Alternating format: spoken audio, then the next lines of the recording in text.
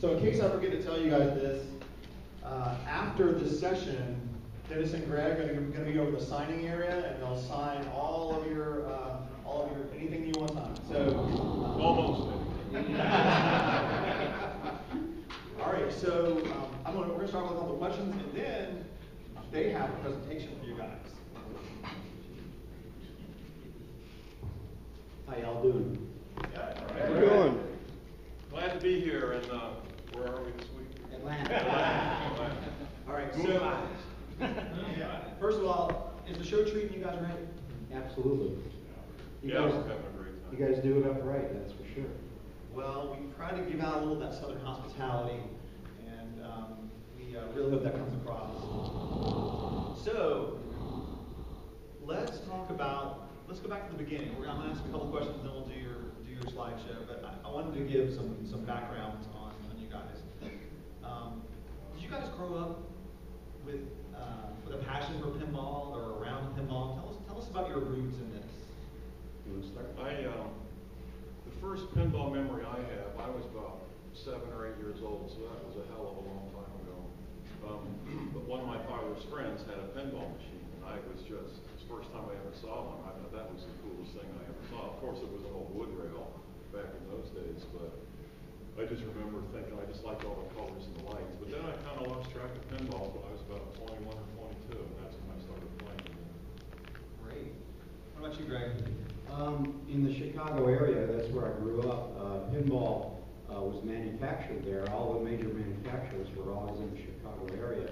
But for me, growing up, I really didn't see pinball very much because it was kind of illegal in the Chicago metropolitan area. So my first memories of pinball or pinball-like devices were the pitch and bat games. I'd be on vacation in Wisconsin with my family, and my parents would go into a bar or something, and there'd be these cool things with lights flashing and stuff, and I'd be like, "Dad, quarters, please," or whatever, dimes probably back then, and I'd go play pitch and bats, while they had a good time. And I had a good time playing the pitch and bats. So, and like Dennis, it wasn't until I got into college where I moved away from the Chicago area in 1972 and got to see pinball firsthand in locations and played it for the first time. And I remember playing a Wizard, and I was like, wow, this is cool. And oh look, Dave Christensen signed it. Who's that guy? And it was just so cool to see pinball in the wild. And then, just a few short years later, I started in the business. Yeah. So I have an individual question for each of you guys. Start with Dennis. One more for you. So in college, you had kind of an epiphany about the design of pinball cabinets. Tell us a little bit about that. Yeah, I went back to college when I was about 30 because I was in data processing and I hated it because I was always creative. So I went back when I was about 30 and majored in industrial design and specifically product design. And in our senior year, they let us pick a project that we wanted to do. So I decided I wanted to design a more modern, futuristic pinball cabinet. And so I did that, and I got an A on the project. And then I had to have back surgery, so I couldn't take my courses again for another year. So during the summer, when I was recovering, I built a full-size version of that cabinet, and I took it to Schaefer Distributing in Columbus. They suggested that I go to Valley because Chuck Farmer, at the time, was the president of the Valley Pinball Division, and he had formerly been the president of Schaefer Distributing. So I had an Ohio contact at Valley, and I took the game to Valley, and they hired me. And Valley was really y'all's first interaction with each other, right? Yeah, right. we graduated from Valley High. So you guys have any funny stories from the early days of Valley? No, there's no story. None that we can tell. Especially back then. When I got there, I was just a boy from Ohio, and went to the first trade show. Very tall boy. So we went to the first trade show, and I'd never been to anything like that before. At the party after the show, it was amazing. There was a full orchestra. There was lamb chop hors d'oeuvres all around. They had shrimp bigger than my thumb. So I was in a different world. Yeah, I mean, And that's when I met my wife too. When I started at Valley, she was Chuck Farmer's secretary. That is the sweet story of Valley. It's that most of us that work there, we met our spouses at work, and you know, the rest is history. We've been happily married for forever, and it's all good. You know, Valley was a great meeting place for a lot of people. Well, pinball love connection. Absolutely. Well, so Greg, one last question for you guys, and then we'll get to the show. So it seems like we know a lot about how artwork and artwork for games is designed nowadays, but you didn't have all those tools back in the day. Give us a little behind the curtain on how did you make artwork back in the day? That's a great question. Yeah, before computers, you see, there was tools like paintbrushes and pencils and airbrushes and it was like it's definitely a different world today, and maybe sometimes for the better and sometimes not. But when I think back on it, it was a painstaking process because it was all in the real world, in real time, and when you made a mistake, it was hard to fix. So we would start with pencil sketches, usually thumbnails, very small, rough, just to get my ideas down on paper quickly. If I showed it to somebody, I'd have to navigate. Well, this is going to be this. It doesn't look like that now, but and this over here, that's that guy. He's going to have a sword, or whatever the case may be. And then once I felt comfortable, I would work that up into a larger, tighter sketch. Used reams of tracing paper to continuously refine the sketch and make it better. And then finally get to a layout for a backglass. Once the backglass was established, then I'd start designing the cabinet graphics, and the play field would come along for the ride.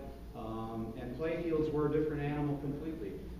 Literally pen and ink to create what we call the key line, and then everything else was hand cut from a substance called ruby lip. And we would cut the art that we wanted to print, and we would peel off the art that we didn't want to print. Wow. And each color was a separate color, and it was mind-blowing, time-consuming, and very difficult. But when I think back on it fondly, so it's all cool. Yeah, that's a lot of work. Designing play fields was similar. When I started, we had pencils, and we had a T-square and triangles. If you wanted to make a change, it was at least we had the invention of the electric eraser. That was a wonderful. Yeah. It was to change a post or a rail or anything was a big hassle. Now what I'm using is still an antique AutoCAD. I don't use SolidWorks yet, but it lets you try so many different things so much faster. Yeah. Well, you guys have collaborated on so many great games, but we are focused on your latest creation, the spectacular Nellie, the Juicy Melons. And I'm going to let you take this over with the video. Sure. Any questions I would have would be answered by this video. So Brian, you want to go ahead and if you can just tell, change the slide and to that point. I need to refer to the slides to help me because I don't have a written. Yeah, I'll sit over there, I guess. You can get my mic. All right. Cool. All right. Here we go. Go to the next slide, please. This is we're going to show you from how we started and why we started on this project, and we're going to get it from start to finish, from the garage all the way to the stern shop. So a lot of people ask, so how did you develop this Whiz Bang style? And well, it's years of working together. Dennis and I, like Patrick said, we've been working together since about the early '80s on games, on ideas, and we mesh well together. We both have a similar knucklehead approach to game design, and we like people to have fun, and not fun in a serious way. We want to make people laugh if possible, and so we just kind of put our brains together, and the rest comes out. And we almost get a whole brain out of that. Yeah, we almost get. That's right. So anyway, in talking about brains, that is a device that I had to build for a game called Strange Science, so that I would have some semblance of what that brain transfer device was going to look like on the play field. And that guy over there, that's called a funny picture. All of these are called funny pictures because we used Polaroid cameras. Anybody ever know what a Polaroid camera is? Yeah. So we use Polaroid shots to take quick pictures to help us develop, the sketches and stuff like that. So we amassed like stacks of funny pictures, and when you see them out of context, they're pretty strange. But anyway, next slide, please. Well, this is for the back glass of Elvira Party Lots. Oh, that's true. That's true. So we like working in pairs. Elvira was a natural pair of games. Wait, what are you laughing about? Anyway, so working with Cassandra was amazing.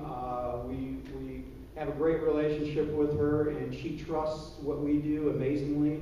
And so she was a great person to work with. I can't say enough about her. Next slide.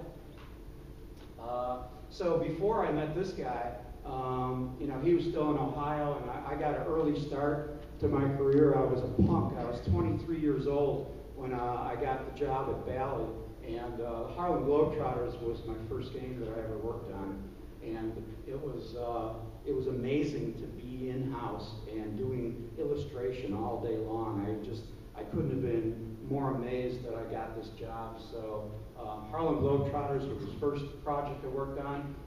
Probably the most famous game that I've worked on from the pinball collecting community is Fathom. I get lots of kudos every time I come to a show that, wow, Fathom is so beautiful, and I'm glad to hear that. It's really heartening.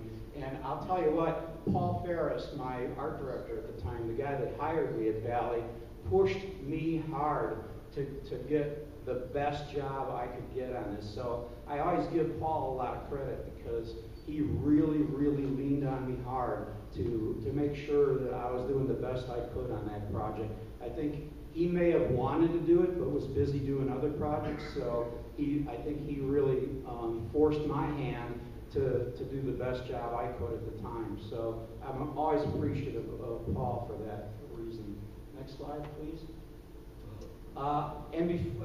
After we met, I also got to work with other game designers like Steve Ritchie. And the best thing I can say about Steve is he is persistent. He gets what he wants. He pushes his people hard as well, and for good reasons. He's got great games in the field, and we all know and love his product. It's a completely different style than Dennis's games, but to each his own. Every designer has their own unique kind of fingerprint of style in their games. So the amazing thing with Steve was he knew I had worked on funny games with other designers, and so he said, "Yeah, that stuff you do with Nordman, you're not doing that if you work with me." He goes, I don't want any funny stuff going on. And I said, "Well, okay." And he said, "So we're working on Star Trek Next Generation." I said, "Perfect. That's not funny at all." So we had a great time on that project. We got a lot of cooperation from Paramount and all the talent that came with the show. So I couldn't be more proud of that game and what it's the mark that it's left on the everlasting pinball community. Next slide, please. And we got to work together again on No Fear. No Fear was me saying to Steve, "Okay, now that we did that really serious thing, let's do something that's a little more fun and a little more lighthearted in your style, of course." So No Fear seemed to be the natural connection with Steve. Everything fast, everything furious, and we got to put a little wackiness in there too. So I was appreciative of Steve to let me have a little bit of say in the fun factor of the game. So next one. And then Revenge from Mars. Thanks. I ended my pinball career with this game. well, my previous pinball career. This was the end of the line for pinball at Williams. Sadly to say, we really worked hard on the Pinball 2000 platform, and we really thought that it could be the thing that would bridge pinball and video game players to a point where it was a great marriage, we thought. Now, the behind-the-scenes story on this backlash, you'll see an Edsel in the lower left. So the story behind that is, because every time we do unlicensed stuff, there's a story behind everything in the artwork. So, the Edsel. So, I'm walking down the hall while we're working our butts off, trying to get this game done, and I hear our CEO, Neil Nicastro, talking to a big distributor in one of the rooms in engineering where the game was set up to play. It was still early in development. And I overhear him telling him, yeah, we don't know how good this thing's going to be. It might be the next Edsel. Who knows? I was like, are you kidding me? That's how you feel about this? So I made sure to get the Edsel in the backlash so that it would be everlasting.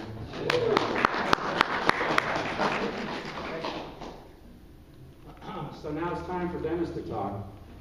So this is the cabinet on the right is the model that I made in college. That's a quarter scale model. And it had a lot of interesting features that current games didn't have. The one thing that I realized, if you look at the game, if you look at the picture on the left and the game on the right, at that time the score displays were just stuck all over the back glass, and I figured it was hard for players to reference their scores when they were playing. So the idea in this game is that vertical black area would have been where all your scores were, so you could easily reference it while you were playing. And all games have that today. And then just above that area, the ridged area, is where I put the speakers, reasoning that you could hear the sound so much better in arcade if the speakers pointed towards the player instead of at the ground, like all games at the time did. Greg didn't like it because I put a small back box on it. But that was for styling reasons. So I built the quarter scale model out of plexiglass and acrylic and different stuff. Later on, when I was at Williams, I stuck the Demolition Man stuff on there just to decorate it a little bit. So the one on the left is the full-size one that I built and took to Schaefer Distributing, and that's what led to my interview at Valley and got me my first job. And then, so I took my cabinet to Valley. I got hired to do cabinet design, and I did, so they used my cabinet, similar to the one that I designed. They used it for Rapid Fire, and since Rapid Fire didn't do very well, they had a lot of cabinets left over, so they made it all deluxe limited edition using the same cabinet. It's here. Is it? Yeah. I haven't seen it yet. So then, a year after that, I got laid off. This is the story of my career. I've been laid off 4 or 5 times. I don't know what's wrong with me. So Bad timing, that's all. yeah. So also I went to Gottlieb for a while, and that became Milestar. But my claim to fame there was that I designed the Us versus Them Laserdisc game. Worked with Warren Davis, who did Hubert, and Jeff Lee, who also did the art for Hubert, and got laid off from there because I told about them. So I fumbled around for a while and thought I really wanted to design a pinball game. So at that time, Rambo was real popular. So I went down to the recruiting office and got a bunch of Ranger and Special Force brochures and glued it all up and made a little story and took it to Valley and got hired again. And Special Force was my first game, my first pinball game. And then you went on and did like other cool stuff like Demolition Man and Whitewater. Yeah. And Blackwater 100. Blackwater. Yeah, Blackwater, Whitewater, Next one's going to be Dishwater. And, so, real quick licensing story. So 3 equal-sized heads because of lawyers. Anyway, next slide. And so, I guess there was probably no other layoffs. No, I went to IGT and I designed slot machines for a while. And I got a call from Stern asking me if I'd like to come back and design pinball games again. And I jumped at the chance because I'm not really interested in gambling, and pinball to me is a lot more fun than slot machines.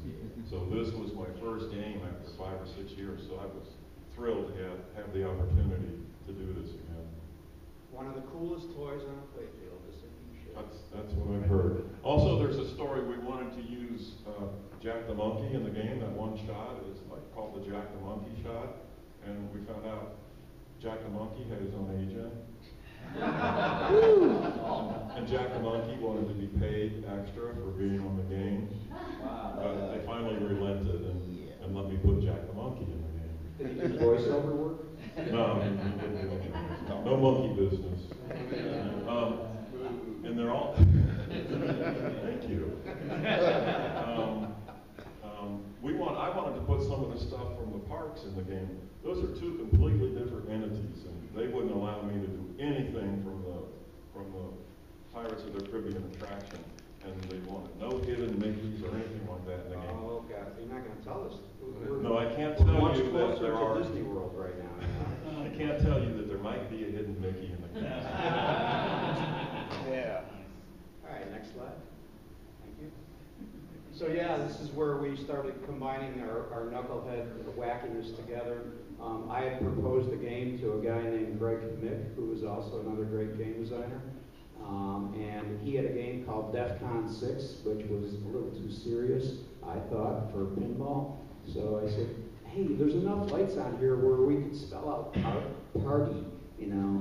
And he's like, what are you getting at? I said, well, what if we did a party theme game, you know, with like animals and stuff, you know, having parties, you know, just cool stuff. Pat McMahon could do a really good job on the back glass. This is when the phrase party animal was Yeah, it was hip back then. Yeah. So he said, no, thanks, I don't want to do a party game. Well, he was in the engineering lab at the time, and he said, I'll do it. So we started putting our heads together on this game, and Pat did a great job, we thought, on the back glass and playfield art. And it was just a lot of fun to work with. So it kind of launched our career together, even though I didn't do the art package per se, but I had a lot of influence in, you know, what the game should feel like and all that kind of good stuff. So it was fun to work together to get that going. This was the hardest game for me to design because this was my second game. I used up all my good ideas on my first game. So it was tough, but then once I got through this game, then it became a lot easier to find new ideas from somewhere. I think musicians have a similar thing. They put out a hit album, and then they say, wow, we got to do another one, and it's got to be a hit. So anyway, next slide, please. So then our wackiness continued once we got Your wackiness. Well, we got to Williams after Bally got sold in '88, and so we started pitching this game called Dr. Dude.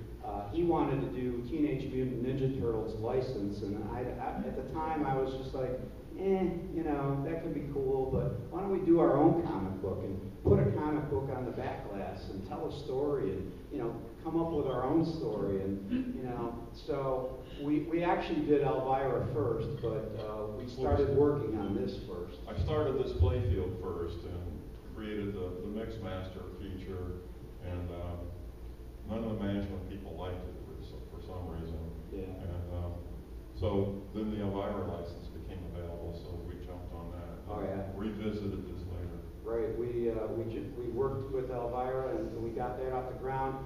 And one of the best things to happen, you know, to us is pinball got best new equipment. It was voted best new equipment at the AMOA show that year, and we were just ecstatic that pinball had finally come back and won best new equipment. So that hadn't happened in like 10 years. Yeah, that was awesome. So the video game craze was, you know, hopefully starting to subside, and pinball was again being recognized. So that was very cool. We were real happy with that. But yeah, so the funny thing, and my great story here is Steve Kordick. You know, love the guy. You know, he was our mentor. He was our pinball dad. Everybody's pinball dad. And we pitched this to a group of people in engineering. And before we had any artwork or anything, we just pitched the concept of what Dr. Dude was. And we got done, and Steve Kordick sat at the other end of the conference table, and he said, I don't know what the hell you guys are talking about, but go ahead, it sounds good to me. Anyway, next slide. And then the party continued. We took the party out to the party zone. It's sitting right here today. So it's nice to see it here again. And we you know, between Elvira and the Party Monsters and the dudes that were created from Dr. Dude, they all got together and created a party out in the party zone. Party animal guys. Yeah, it's like you know, it's, I don't know, we're not like huge partiers, but for some reason we just kept coming up with these party themed games. And actually, I did have some pretty awesome parties when I was young. So I guess I did enjoy entertaining people to some degree. Anyway, we'll go to the next slide. And then our last effort together was Scared Stiff, and I feel one of our best games together. We took the Elvira theme. Engineering did not want us to do another Elvira game, but we had another Elvira game in us. And since we switched to dot matrix and we had better sound system, we felt like we could enhance the experience from the first game and take it in a different direction too, you know, to some degree. So it was great working on this. Unfortunately, this is another point in the history of pinball where we were laying people off, and Mr. Nordman got the axe nearing the end of the project, and it was tough times for all of us. The people that got left behind, the people that lost their jobs. Just another dark day. One of the videotapes laying on the bed is Black Thursday, I think. So that was the day of the axe came down. So anyway, moving on. We get to the Whiz Bang pinball period. So let's go to the next one. In 2009, he and I reunited. We had seen each other one time in 2006, previous to that, but we hadn't really worked or talked to each other for all that time. So in 2009, we found ourselves in a similar underemployed situation, should I say, and we were both guests at the Northwest Pinball Show in Seattle. So next slide.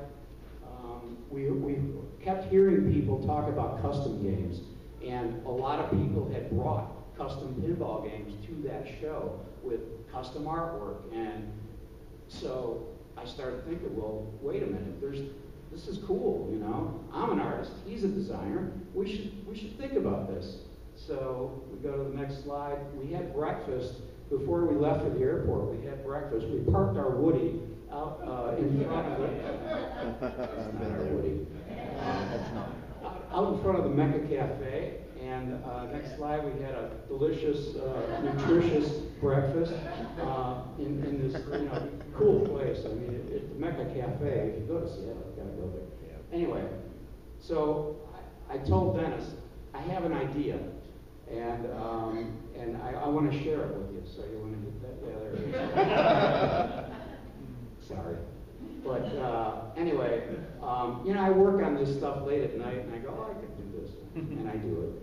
So anyway, so he thought it was a good idea, I think, by the look on his face.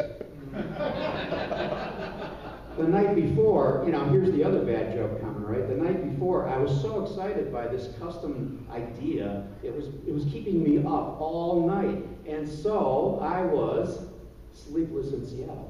Anyway, we flew home really fast because we after we put these ideas together, it was like, oh, we're on the plane writing down ideas as we're flying home. And so we got back home and we were able to form a company. We didn't do that first, really, but and my wife was like, you better form a company.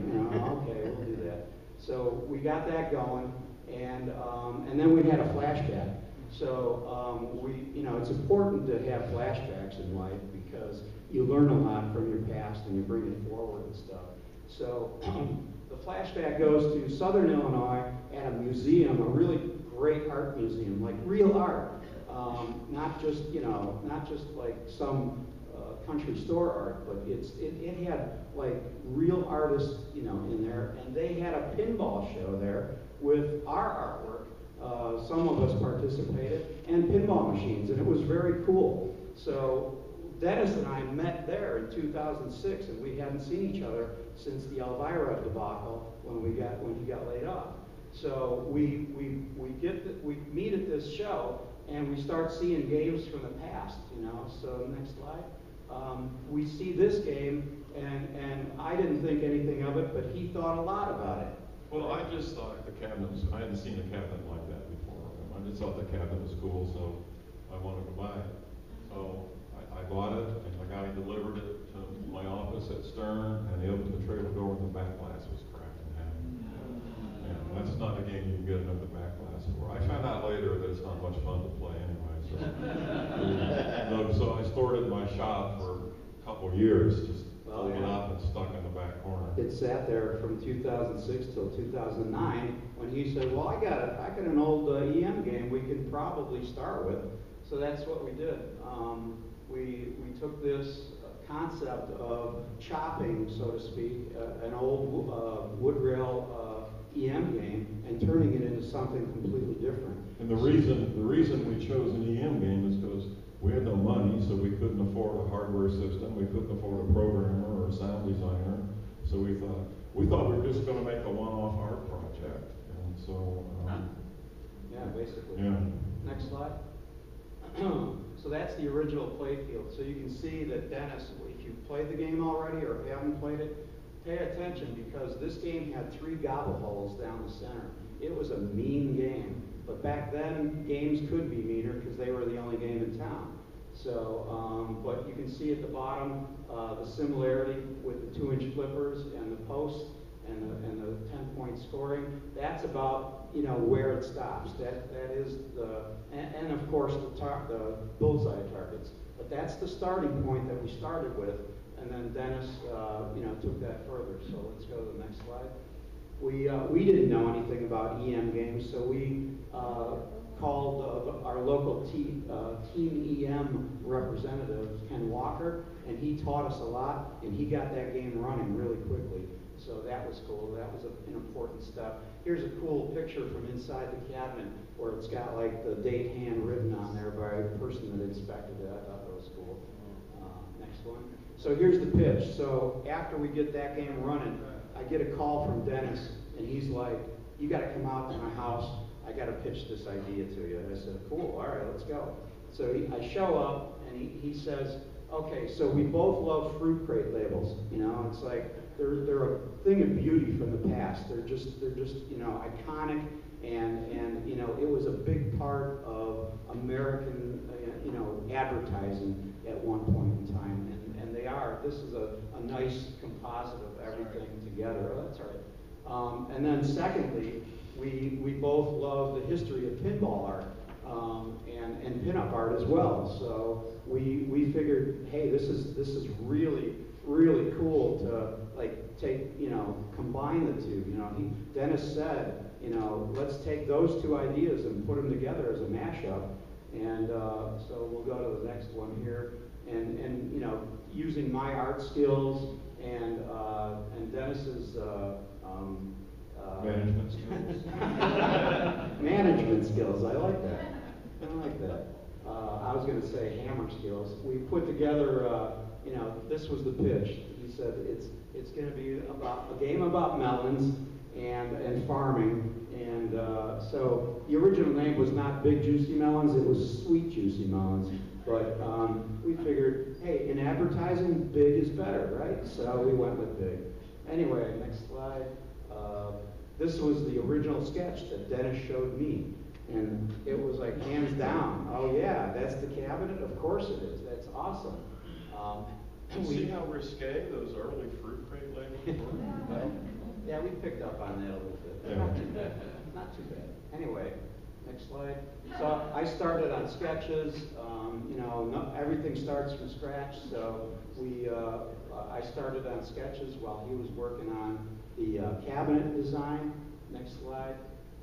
This is to show the garage phase of our work. So we had to strip down, Dennis stripped down the original finish, also cut the cabinet so that it was square instead of raked like a standard pinball cabinet, so it would look like a fruit crate when we were done. So these are early photographs of the work in progress cabinet. The base crate was starting to take shape, and to weather the wood was a project unto itself, right? Yeah, I made a little brass wire thing with all kinds of nuts and washers, and then took the wood trim out. So, because we wanted it to look like old, ancient, beat-up fruit crates, and I just beat on the wood and nicked it all up, and then I hit it with a torch, then I wire brushed it, I stomped on it in the gravel, and took out all my frustrations. And so that's how the wood trim started. Some of it's gray. Well, you'll see pictures later, but just to keep me from getting too bored by doing the same thing over and over for 4 games, some of the cabinets are brown, some are gray, some are different colors. So yeah, that's starting to shape up, showing the base crate in progress. What do you like? Next slide. Here's the biggest thing. We brought this to Pinball Expo in 2009 as just a concept, and people kept looking at the cabinet on top of the base crate, and they go, well, when are you going to put the legs on? And that's kind of the point here. It just sits there on the crate, and it doesn't need legs, but it seemed like the pinball players really, really need to have legs on a game, but we've hopefully proven that wrong now. Anyway, next one. So there's starting to shape up where we're getting the cabinet put on. The 2x4 came to life here when we needed to rake that angle just right for the game. And later, the cans, the crushed cans, became part of the design legend that goes with this. For fine-tuning of the proper playfield. Yeah, he was all proud when he showed me the 2x4. He goes, isn't that cool? The farmer just kind of put a 2x4 in there. I go, yeah, but wouldn't it be cooler if to get just the right angle, he had to squeeze a beer can under there. And it's like, so that was, like I said, we have fun designing. We hope that translates to fun when you play it. So the cabinet is actually bolted to the crate, but it's bolted using rubber biscuits so that you can still shape the main cabinet. Yeah. Next slide. And then there's leg levelers on the base crate. That's me when I was skinnier. Next slide. So here's another Continental Cafe that somebody thought looked better in pink. So, and we lovingly referred to her as Pinky. I drove to Minnesota to pick that up. Yeah, so, we need more because we figured, okay, we're not just going to make one, let's make a couple. So we ended up building 4 in his garage. The first one remained all the original guts for the EM version, and the other 3 became a solid state version that we built through the help of Carrie Imming from Minnesota. And this is really the part where we needed help because we could not have gotten through this without our friends. Ken Walker and Mark Wayna came to our rescue, and I kept asking them, so about how much time do you think this is going to take? And they'd be like, well, it could take a lot of time. So it's like, okay, but as a businessman, I'm trying to wrap this up and trying to figure out how many hours it's worth, and they're like, oh, I don't know. So anyway, we never got a straight answer, and then the rest was history. It took quite a while. 3 years later. Yeah, part-time. They weren't working on it full-time like we were working on it part-time as well. Next slide, please.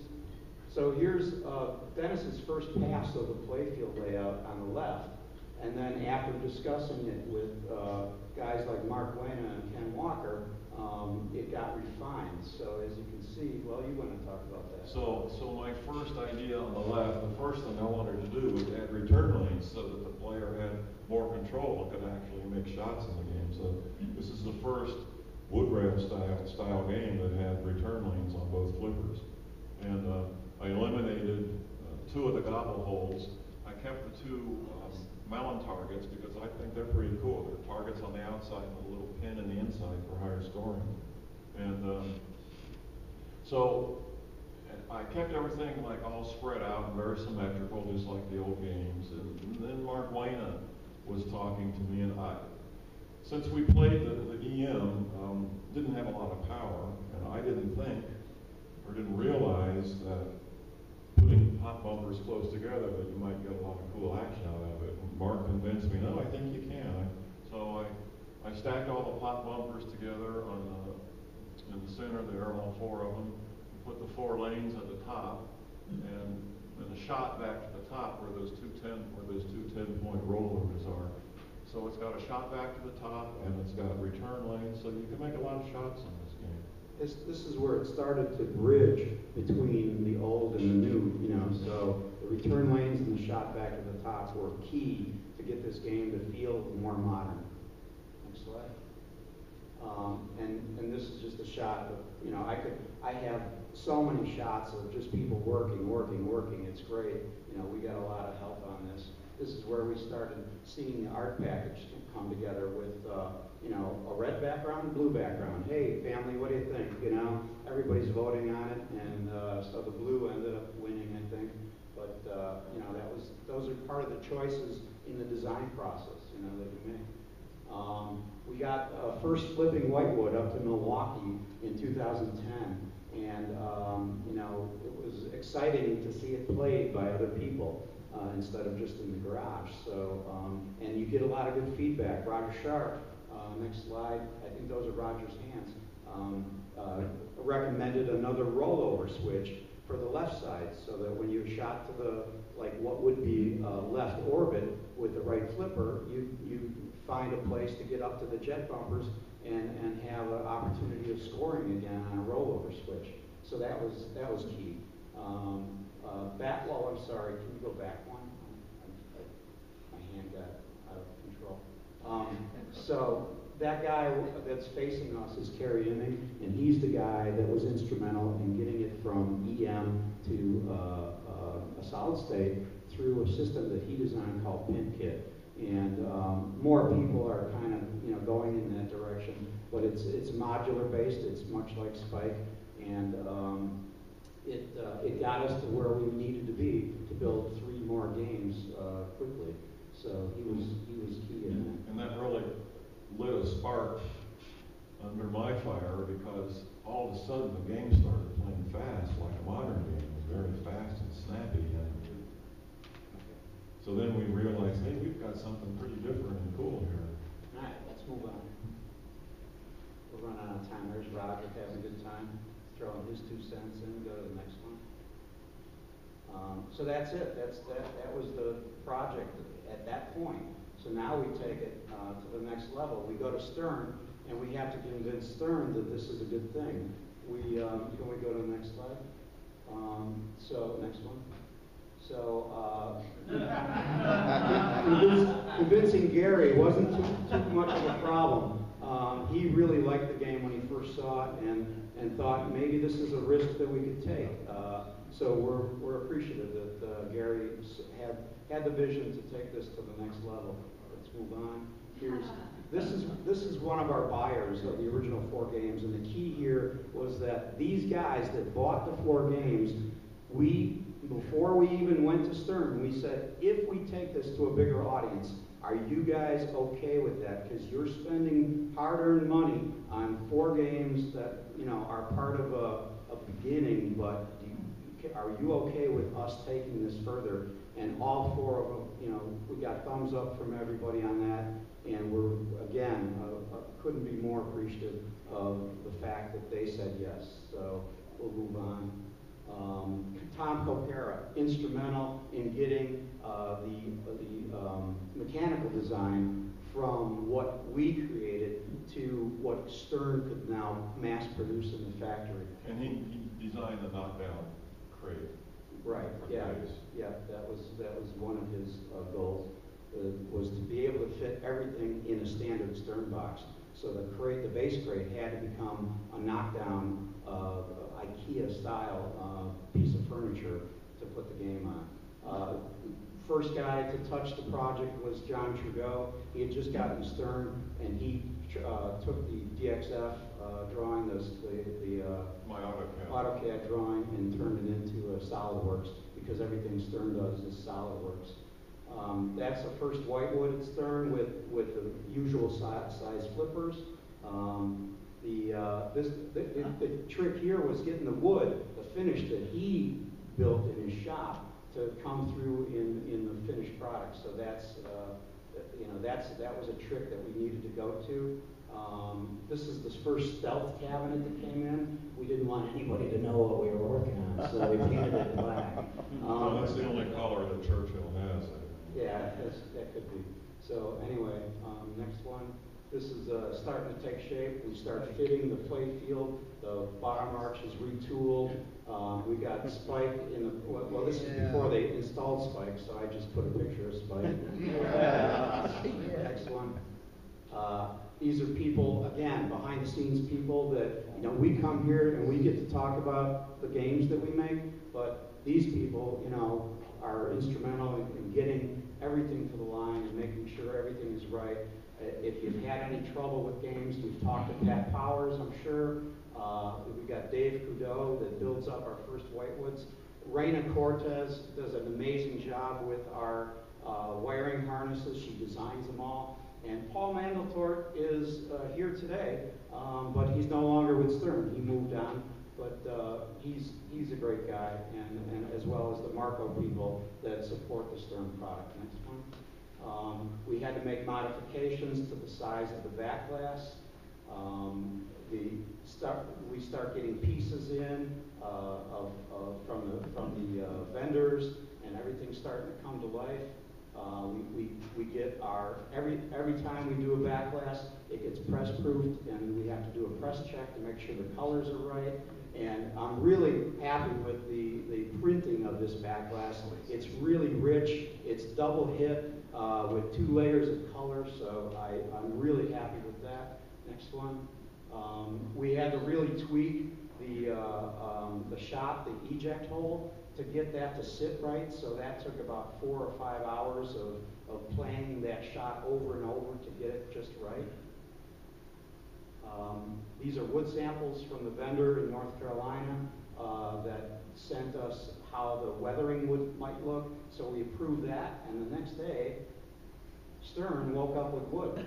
So, so that's the load that came in for all the trim on the game. And unfortunately, they sent it to Stern, not to our cabinet company. So we had to resend that to them, which is a pain. Anyway, next one. So it's at Churchill Cabinets. They make our games every day, and so this was completely different for them. So we start working with Churchill, and for them it was outside the box, right? Really. So it was hard for them to see how this was going to shape up, but we got things going. We got the stain going. Everything's coming together nicely. Unfortunately, the first 6 games were a different color. They swapped the colors differently, but that's okay. Those 6 games will forever be unique. Next one. We've got, we spent a lot of time with them to make sure that this was going to be the best thing it could be. Next one. We just keep going. Brad Grant was the first guy to build his own Monelli from a back glass and playfield, printed playfield. There's a few more people out there. We heard yesterday that somebody else from here is building their own game. So kudos to them for taking that on. These are our 3 games as we got near the finish line.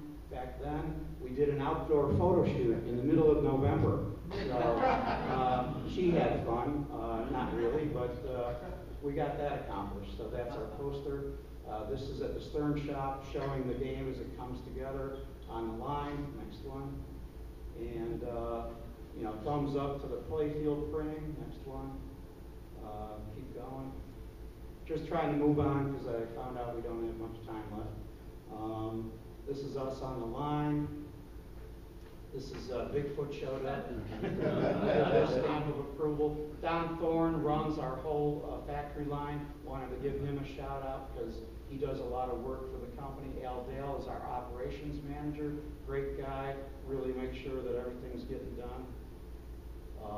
This is you know, a couple of guys just trying to figure out how to get that base crate figured out. So we've been to Texas now. We've been to Milwaukee, and we're getting people on our side. It's like people didn't know what this game was about. You know, Todd, I love that picture. We were all standing in that picture. Nobody was crouching to take that picture. That's Todd McCullough from Seattle. So we're winning more fans of Whoa Nellie because once you play it, once you experience it, it's a pretty unique project. So next one, yeah, you can use the crate for other high things. Anyway, I love this picture because it's just a throwback to production line, and there it is, the reels. So love it. Next one. Harvesting clay fields. Next one. This is the end of Melrose Park. So we're finishing up Whoa Nellie's there. That's Melrose Park, almost on the last day. So there's the last game at Melrose. Literally. Last game in Melrose, April 30th. First cabinets come to Elk Grove. Start to see everything come together. First play field, next one. Sorry, I'm rushing. Jack Benson, great guy. New programmer for Stern. He's doing a great job. And he knows we're old and we know he's young, so it works pretty well together. Next one. Barty is our quality control person out on the line. She does a great job. We'll move on. Steve Martin does a lot of behind-the-scenes artwork for me. He's now a full-time employee, and we have fun together. We drink on the job. No, we don't. This is Jerry Thompson. He's responsible for the music and the sounds in the game. He did a great job. Jessica Rowe, Jerry found Jessica. She's a perfect voice for the game, we think. Next one. And Rod Olson voiced a crazy guy, and we couldn't have picked a better talent for this guy. He did a great job. This is to show you how the base crate looks without the game on top of it, and that shows the actual engine mounts that it mounts to. And it does have leg levelers, so we wanted to point that out because a lot of people don't understand that you can level the game with the leg levelers, just like a standard setup. And the 4 degrees pitch now, we recommend higher than that, probably 5.5 to 6. 4 degrees if you want an EM experience. Next one, we're almost done. Game operations, Addaball having great success with the game in Seattle. And the games are available now, so, step right up. We want to get these out in the field. Next one. And, talk to Marco, talk to your local distributor. It's all good. And one more. The kit. So if you happen to end up with the first 71 of 74 games, they did not ship the leg replacements on. We can talk about that later, but and you'll get a beer can that's not crushed. So anyway, how we doing? I think we're done. Fantastic.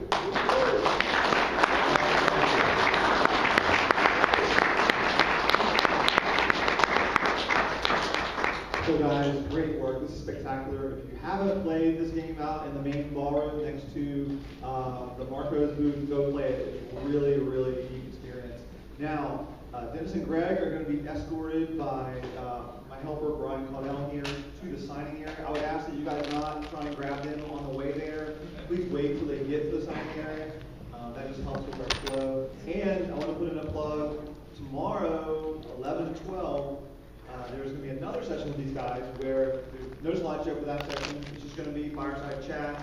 They'll be here to talk about anything you guys want and take some questions, what have you. And then near the end of that session, there's going to be the drawing for those of you who brought games to the show for this party zone back here. And Dennis and Greg will sign it when and wherever you want. And so be here for that.